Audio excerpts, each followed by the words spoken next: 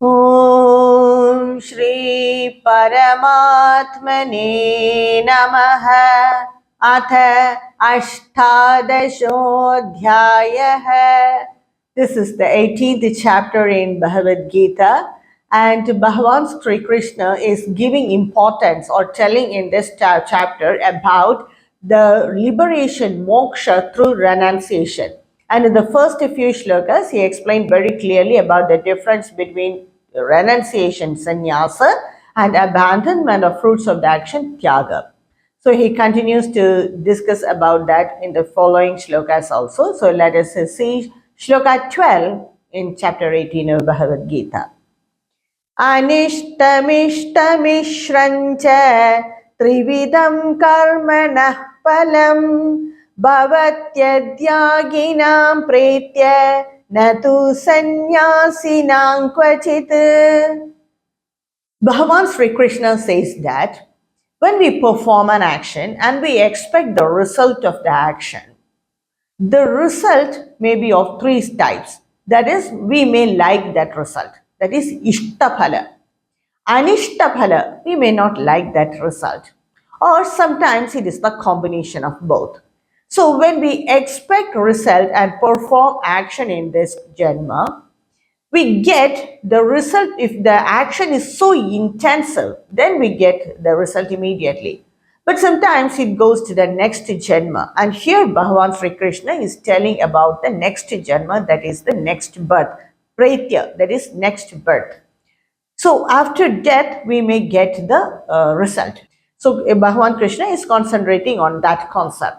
What result we get? Sometimes we get the result which we like, and all that good results, which means we may take birth in heaven, or we may become devas. So what it means is our mind will be always in a state of bliss and happiness. We enjoy everything. What all we enjoy only we will get. Now we get everything, but what all we enjoy and we are particular of that, that only we will receive. So we will be always happy, and after enjoying the fruits of that action, when it is all that punya karmas are exhausted, then again we go to take birth in this earth. Sometimes if we have done so many of bad actions and we have expected the result for it, and what happens is, in the next janma or after this life, we get hell. That is hell in the sense we get all that is not pleasing for us, very difficult birth situations. Some people will say even in this life that they always experience so much hardships in life. They can never come up. All this due to their bad karmas in their previous janma. Or we may take birth as an animal or a plant, like lower births where the mind will not be that active or that powerful. So we may get anishtapala. No one likes sorrow, grief, or animal birth, but we take that birth because of our karmas. Anishtapala. Sometimes we will get mishrabala, mixture of both happiness and worry. That means we definitely will get the human birth, because in the human birth nothing is so stable.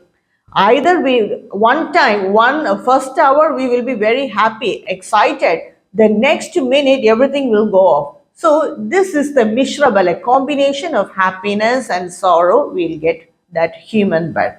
So this is the gati or the path of the people who expect result for what they do, for their actions. If they expect a result for their actions, then this is the path of those people. But a person who do not expect anything and do it as a karma yoga, or not concerned about the result of what he has done, then he will get only blissful state. But what it implies is they will not move. There is no gati for him, which implies that they will merge in Brahman. They may not take birth. They may not take birth at all. So that is the path of the people who do tyaga. They just renounce, or they are unattached with the result of the action. So they do not get the next birth, or they will not suffer or anything. They will be always in a very calm and peaceful state of mind. So that's what Bhagavan is telling here. A person who expects result, who does not do tyaga of the result, he will get either a good birth or a bad birth or a mixture of both. But a person who has abandoned the fruits of the action, he will be always calm and blissful. He never takes birth. Next shloka, shloka 13, Bhagavan Sri Krishna says, पञ्चैतानि महाभागो कारणानि निबोध मे सांख्ये कृतान्ते प्रोक्तानि सिद्धये सर्वकर्मणाम्. Bhagavan is telling, for the 5 reasons a person do an action. So that is well explained in the Sankhya system, that is in the Sankhya philosophy. The Sankhya Yoga is different from the Sankhya philosophy. Sankhya Yoga, which comes in the 2nd chapter of Bhagavad Gita, Bhagavan Krishna explains the 2nd chapter is Sankhya Yoga. In that chapter, Bhagavan explains about the nature of the Atma. He will say that the Atma cannot be burned, it cannot be dried, it cannot be soaked, no one can slay the Atma also cannot slay anyone, all that he will say.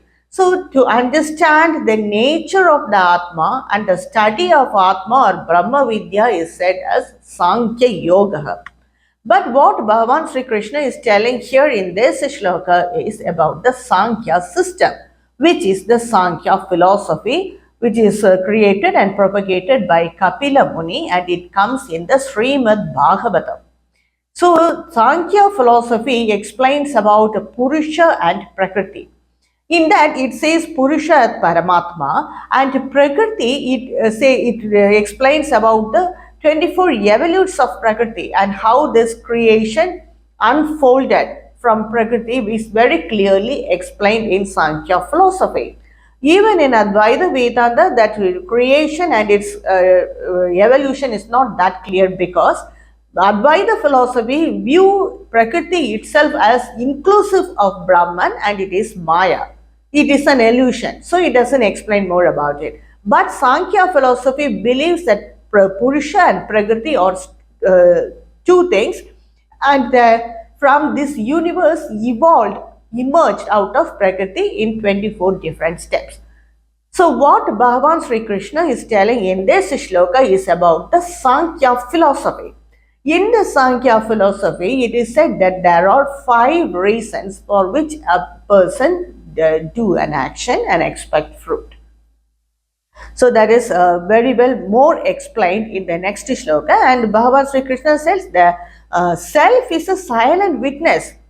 So for these 5 reasons, a person is doing an action. So let us see what are all the reasons. Adishtanan tatha karta karanam cha pradagvidham vividascha pradakcheshta chaivam chaivatra panchamam. So the 5 reasons here are Adhishthanam, for which is the Adhisthana means the foundation. So what is the foundation for all these actions? This body, this Sharira, it is the Adhisthana. And the next is the Karta, the doer. This body is the foundation for all the actions, and the Karta is the doer, is the Buddhi and the Ahangara. When a body performs an action, say I am doing an action, it's all coming from my buddhi and my individuality. The buddhi cannot perform without an individuality. So when that individuality becomes so selfish, it is called as ahankara. Even now, the individuality is said as ahankara, and with this ahankara, to this ahankara only, all the impressions of the buddhi and the mind are bound to it. So the basic reason why we do an action is based on this buddhi and ahankara, this individuality and all the impressions of the buddhi connected to it. So that is the real karta. And the karanam. Karanam means through which we do the action. So what are that through which we do the action? Through the five senses. And here Bhagavan is telling, Pridagvidham, these are all different, various five senses. The five senses are the power to see, to smell, to hear, to taste, to the smell, power to feel, power of feeling. So all these were the five senses, and through these five senses, that is the karanam, we are doing these jobs.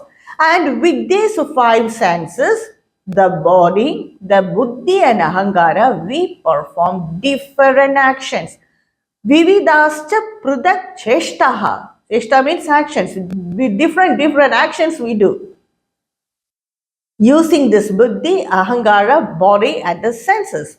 And another important point is also very important for doing the action, that is the daivam, the presiding deity or the power for all these organs or this buddhi or mind, everything. For example, the daiva of this power of eyes is Surya Deva. That's why we worship Surya Bhagavan, and even the power of our eyesight will be okay if we meditate on Surya Bhagavan and observe that rays of Surya Bhagavan. It said this in the yoga. So Surya Deva is the deity connected with the eyes. Like this, the Vak Devata is the Anala, that is the Agni. So like this, there are different deities for all these organs. So that deity means deity in the sense it is the power that is also associated associated or connected for the reasons of this action. So why we perform an action? What are the five reasons as said in the Sankhya system? The first is the Adhisthana, the body, then the Karta, the Buddhi and the Ahankara, then the five senses through which we do the action, all the five senses, then the different actions, we perform different actions and then only do we accomplish an action. So that different actions, cheshta and the daivam, the power of that individual organs. So these are the five reasons for the basic reasons for a person performing an action. Shariramaatmano viryat karma prarabhate naraha nyayam va viparitam va panchaite tasya hetavaha. So, by what a person perform an action, it may be with the body, sharira, or by vak, that is speech, and mana. So, when an action is to be performed, the mind is definitely involved, or otherwise we cannot perform any action. Now, I am performing an action, majority of the action by the vak, speech only, but my body also is involved in the action, my vak is involved, my manas, that is also involved. It is coming from there, that's why I am able to do this action. Some actions we may not speak. If we go to office, we cannot speak like that. But our body will be involved in the action. We will be entering anything or we will be working in a system. But at the same time, the mind is also involved. So this Sharira, Vak and Manas, these three are involved in performing an action.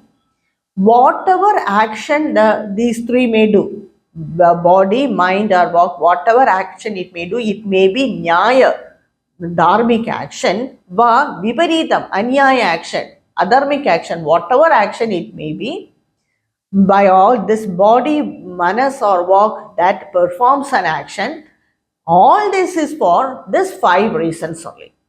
It is for this body, with this body it performs the action, by the buddhi and ahankara is involved in it, and the karanam, the five senses are involved. By different actions we do the action, and the daiva, all the presiding deity of the organs are involved. For any action, whatever action it may be, for these five reasons only we perform the action. Using this five only we perform action. It may be a nyaya action or anyaya action, that is dharmic action or adharmic action. Whether the action is done by the body, vak or manas, or these five of them are involved in it. That is what Bhagavan Krishna says.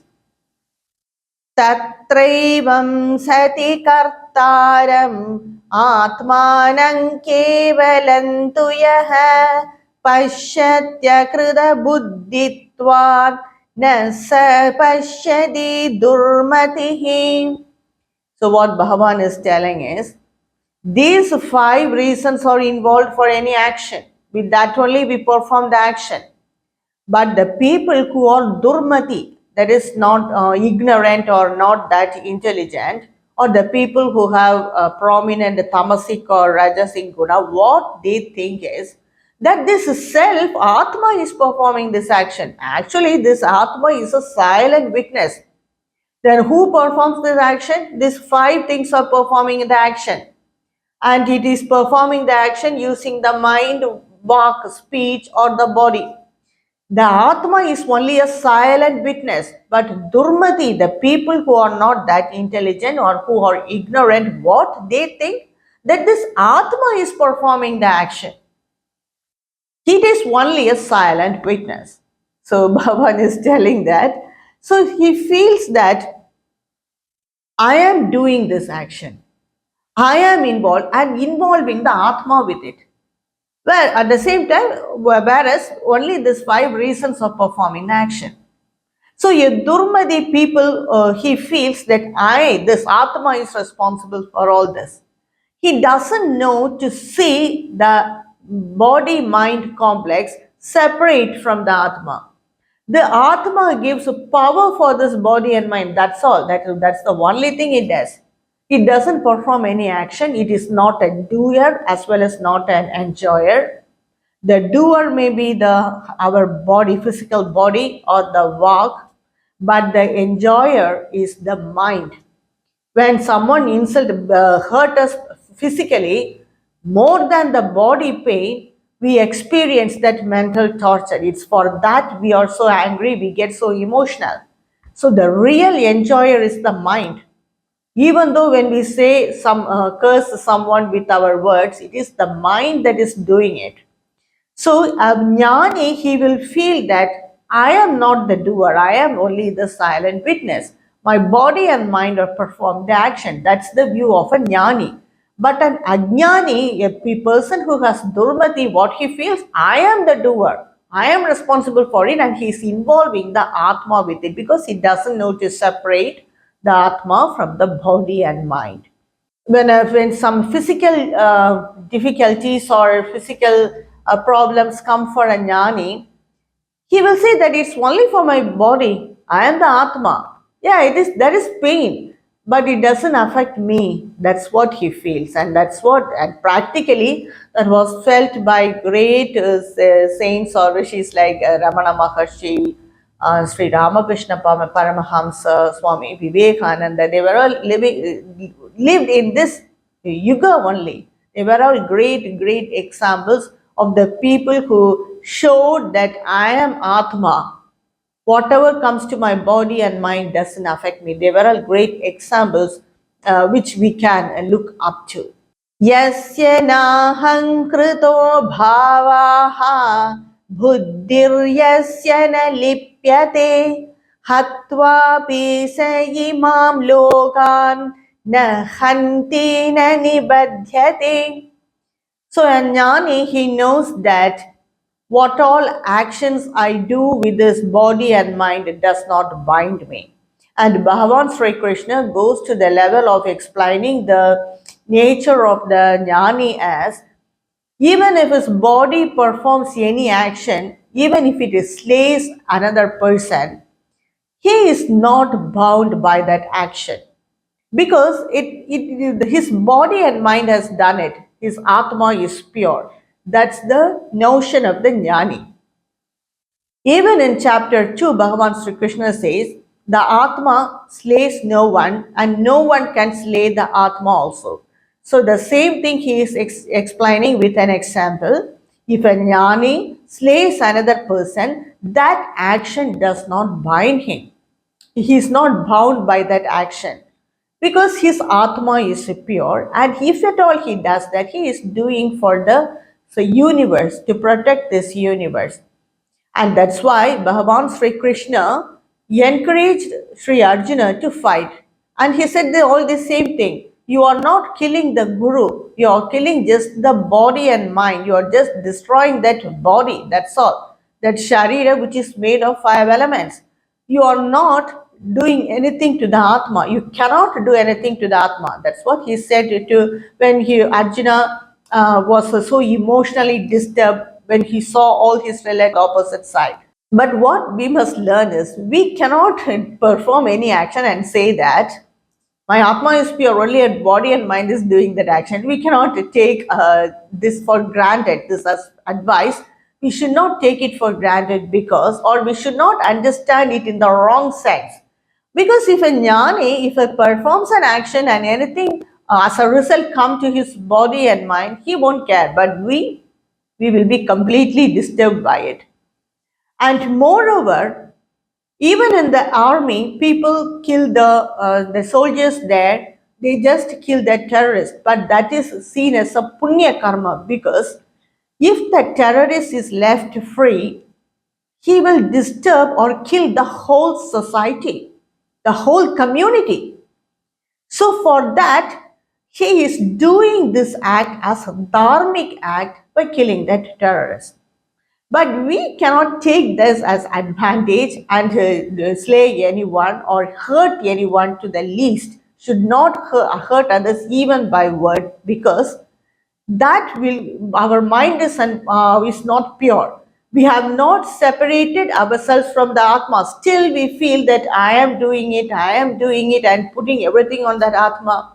We have not separated our body and mind with this Atma. We have not learned or we have not practiced. Rather, we can use this word, we have not practiced to see the body and mind as different from us. So when we take this as advice for granted, then we have to experience the repercussions of that, our action. So what Bhagavan Krishna says is, a jnani, whatever action he performs with the body and mind, he is not bound by the action because he identifies himself with the Atma. He is doing it free of ego. He is not doing it for any egoistic reason. He is free of his ego and he is free of his selfish nature. What all action he performs, he is performing for the maintenance of this creation and not for any selfish purpose. So that's a great difference there. And jnani identifies himself with the Atma.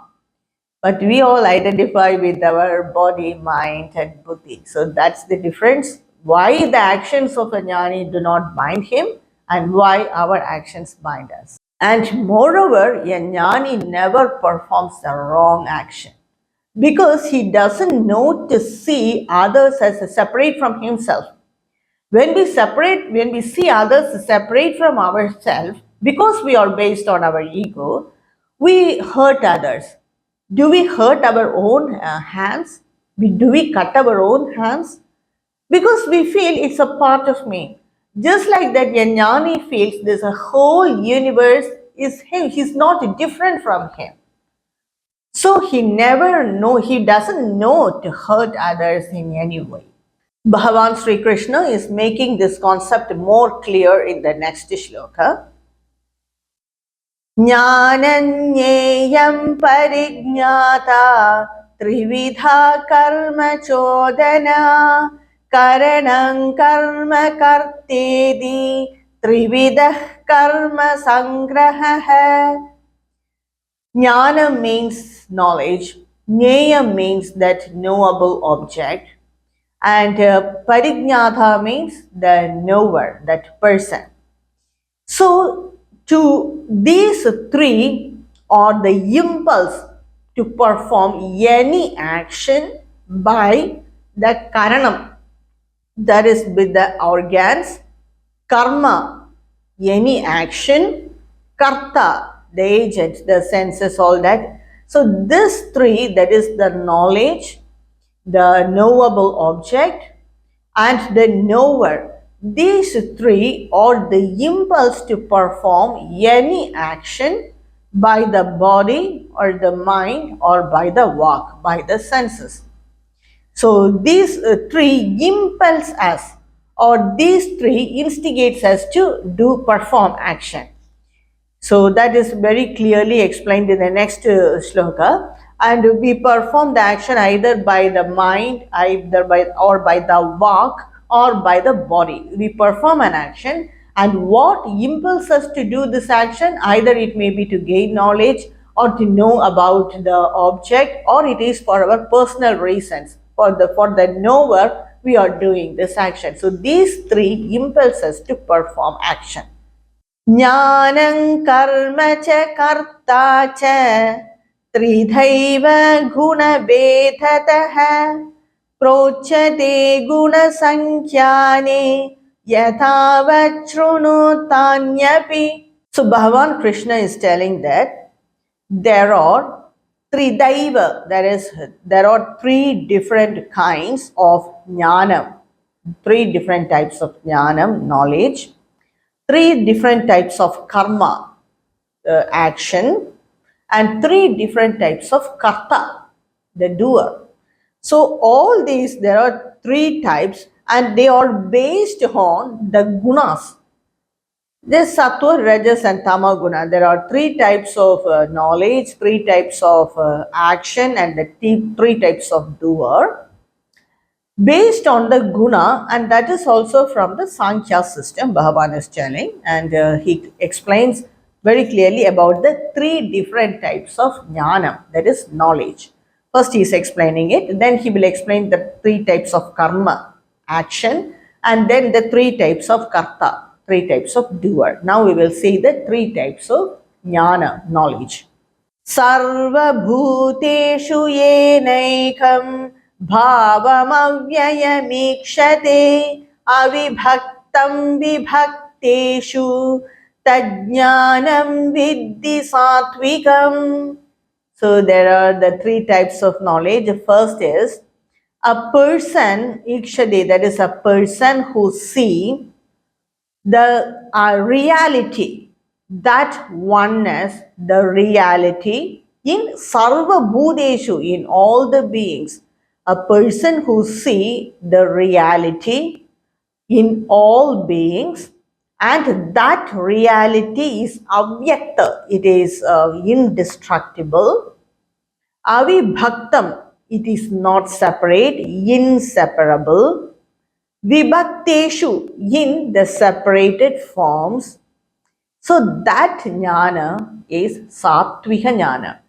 A person who sees that indestructible reality in all beings, that reality cannot be separated, but it exists in different separated forms.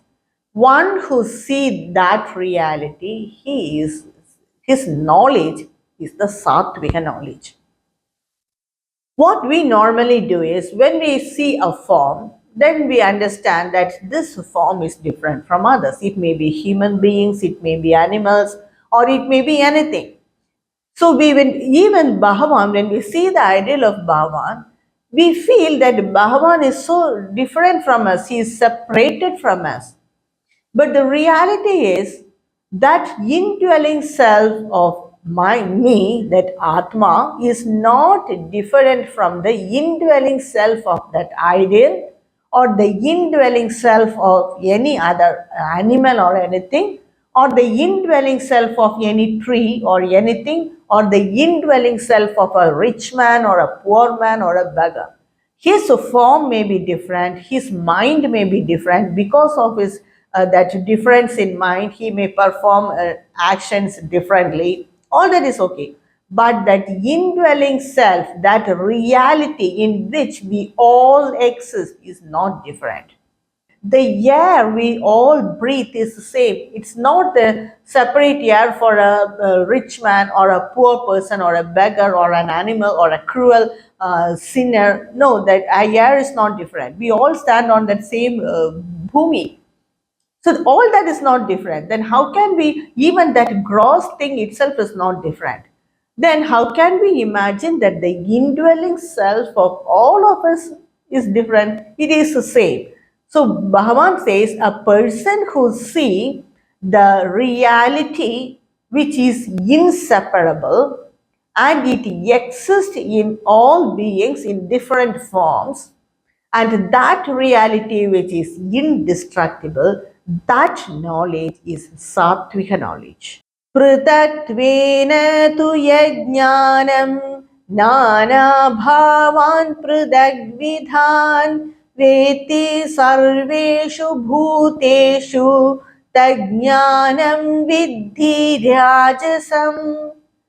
But one who see this is different, this form is different from that form, or a form of an animal or a form of a tree, all these are different, pratak, all these are different.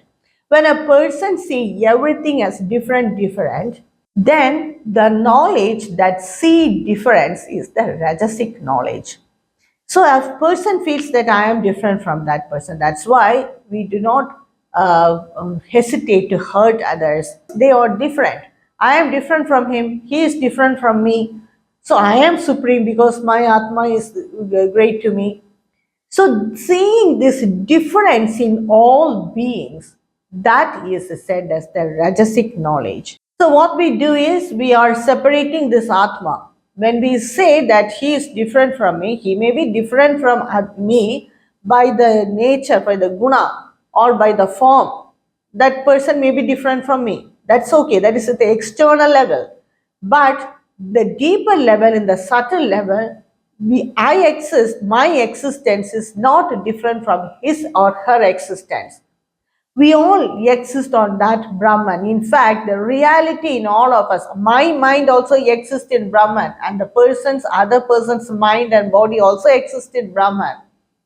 So my existence is not different from the other's existence. You can see in that way. Or my reality or my indwelling self or my Atma or my soul is not different from this universe itself. So it is not different from the indwelling self of anyone. It cannot be separated. But a person who sees this as separate, this person is separate from that person, means we are dividing the Atma itself, is it not? This Atma is inseparable, indestructible, and there are a lot of qualities for this Atma. And seeing the external differences, I am dividing the Atma. So this person is different from that person. I am dividing that Atma. That is Rajasic knowledge. Yattu Krishnavade kasmin karye saktamahaitukam adatvartavadalpancha tattamasamudahridam. So, what is more ignorant is seeing the difference in seeing one person different or from the others, or one object entirely different from other things, and that also that much the form is that Atma is also that much. Thinking like that. For example, if the form is big, then the Atma is big. If for a cow or any other animal, the Atma is only that much. Because I am bigger than that, my intelligence and buddhi is bigger than that, my Atma is more stronger or more powerful than that being. So thinking like this and grading the Atma, that is more and more ignorant, and that knowledge is said as the tamasic knowledge. At-tattvartavat, they do not understand the truth, or ahaituham, without any reason. They do not know why they hate others or insult others. They just do it without any reason and without any foundation of the Shastras. They see everyone as different, and what is more thing is, if what they feel is alpam. Alpa means it's very trivial, temporary. When this body dies, that's all, I'm gone with it. That's what they feel, and that's why they have so much of tension to understand the concept of death. It's only the disintegration of these five elements which now are combined to perform some action. This body is only that outermost crust of the Atma. So this they do not understand. What they feel is, with the death of this body, with the decay of this body, then everything is gone. I am God with it, because they identify with the body. So all these are the tamasic knowledge. So Bhagavan Sri Krishna in the next slokas also explains about the three types of karma and the three types of karta, which I will continue in my next video. यत्र योगेश्वरः कृष्णः यत्र पार्थो धनुर्धरः तत्र श्रीर्विजयोर्भूति ध्रुवा नीतिर्मतिर्मम. ॐ श्रीकृष्णार्पणमस्तु.